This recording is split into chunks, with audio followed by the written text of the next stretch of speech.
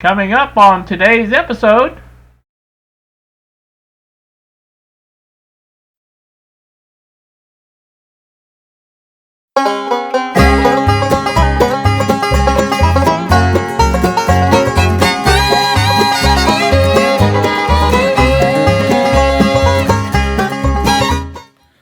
welcome back everyone to the DERB workshop. We are here at the bench once again. And as you can see, that is the BK Model 970 radio analyst back up on the bench, and it's got an addition this time. It's got a Heathkit digital frequency counter, the IM2410. As you can see, hopefully you can see, now the sun's a little bright coming in, but you know, at the same time, I'm trying to see if this will work. If it does, I'll use it. If not, I'll have to redo it later at night or something. But for right now, we've got the A-band on our RF generator here, signal generator.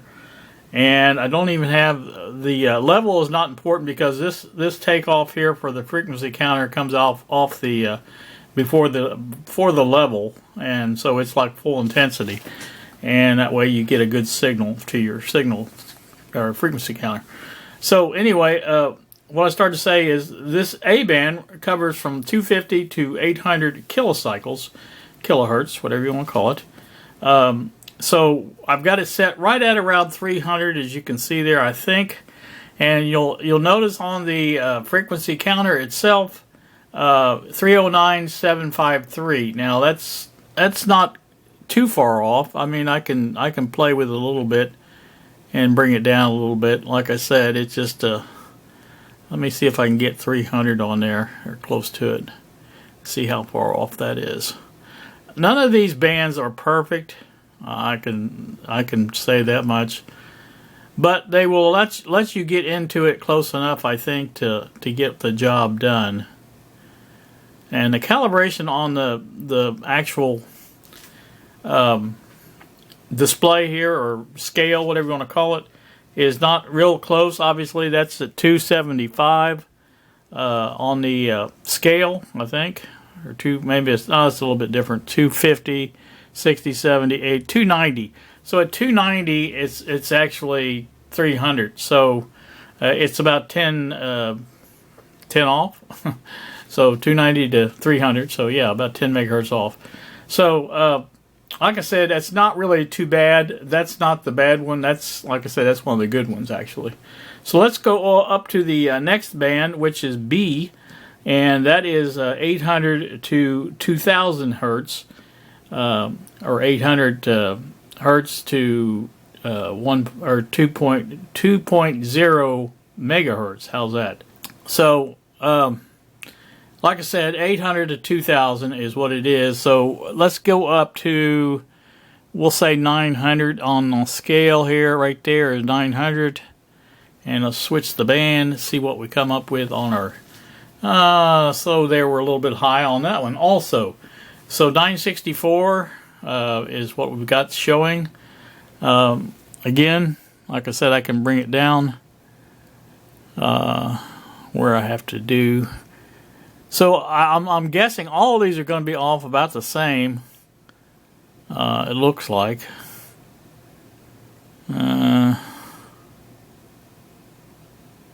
This is probably off a little bit more than the other one was, but like I said, it's... So right there is pretty close to 900, and just a hair more.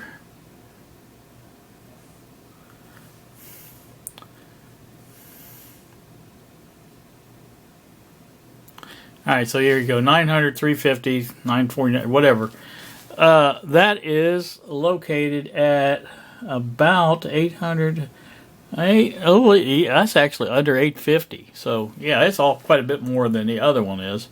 But again, it's still not that bad. Now, when you get up into the megahertz range, which is what we're, actually the band that I think we're looking at is really off, as you'll see.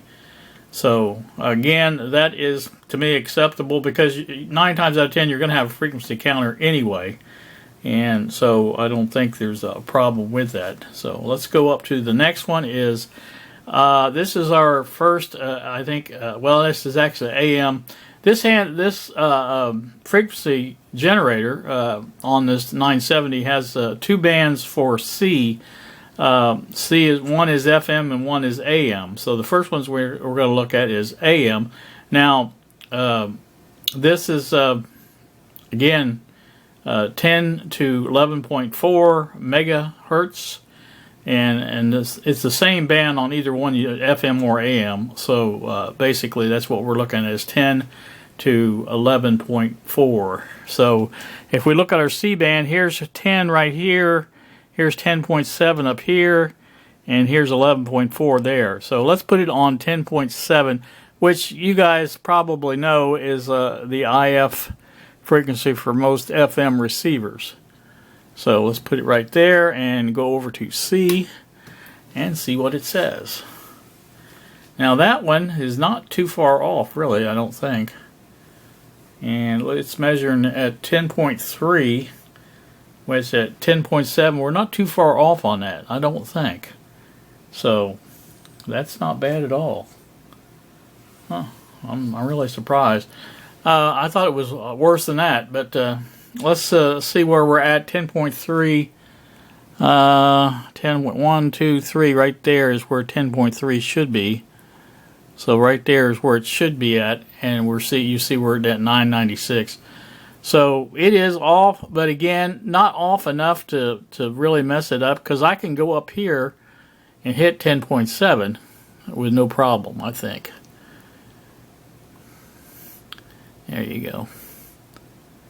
So there you go, 10.7. Like I said, it's at roughly 11, not quite 11.1, a little over 11. So it does work there. Let's see if I can get this adjusted a little bit more nicely. There you go. So that one's not too bad either. Let me try the other FM band and see if there's a big difference there. Oh, there you go. Oh, that's about the same actually. 10.7. Huh. All right, well, maybe this has changed, or maybe I did something wrong before. I was thinking there's a lot larger discrepancy on one of these bands. Of course, now we have one more band left, and that's the D band, and that's basically covers the whole FM band, 88 to 108 megahertz. So let's set that for, let's get it in the middle here. I think that's 98. Let's put it on that and see what it comes up to.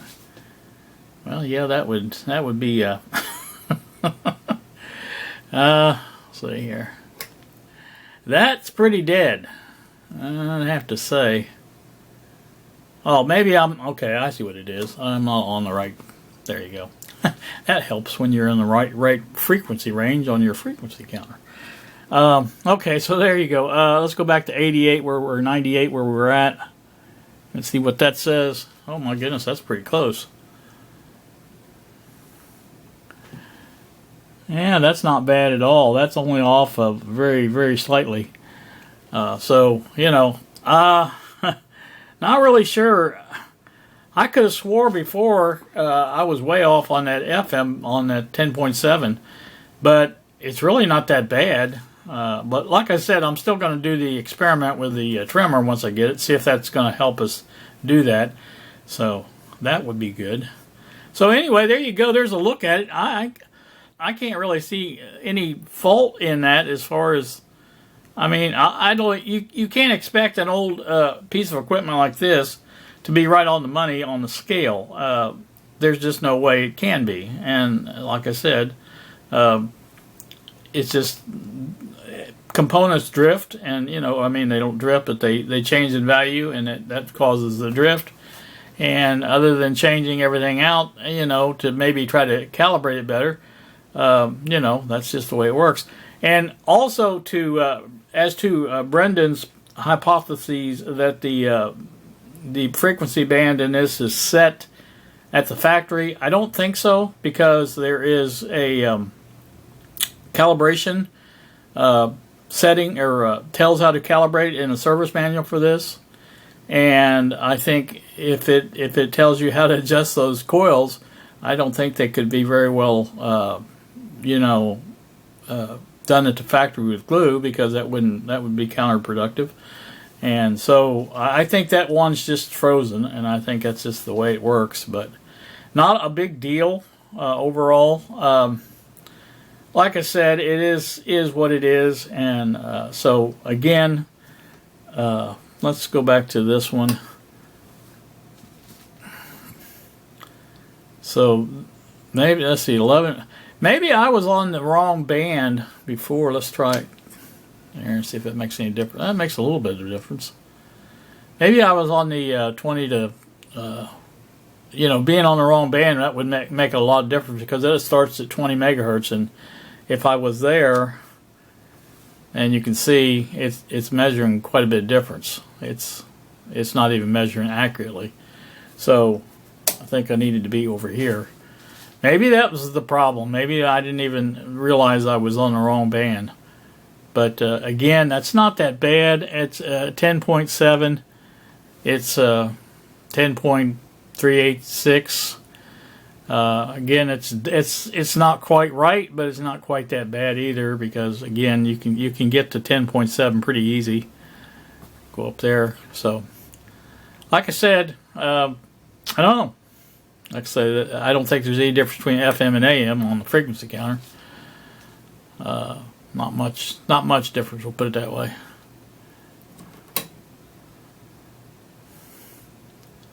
.6. See, I touched that when I was moving that knob around.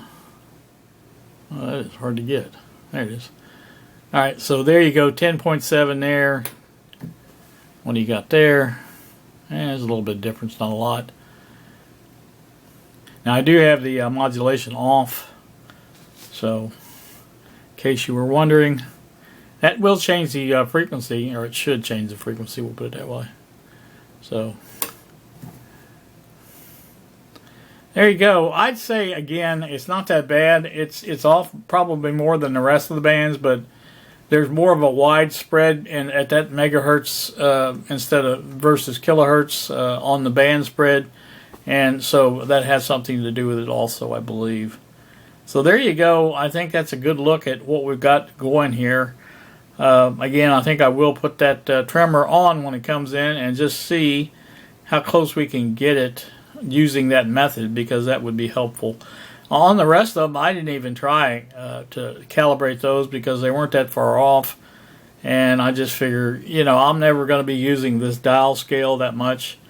And I'm going to be using a frequency counter 9 times out of 10, because, you know, especially like you're doing calibration for IF frequencies and things like that, and you're down in the you know, 455 range, it's got it right there on the scale where you can to be at, but if you put it there, it's a little bit off.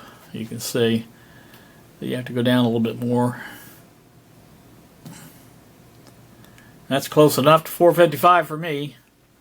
And as you can see, man, I tell you what, that is pretty darn close, really. I mean, that's fine as frog here, as they say.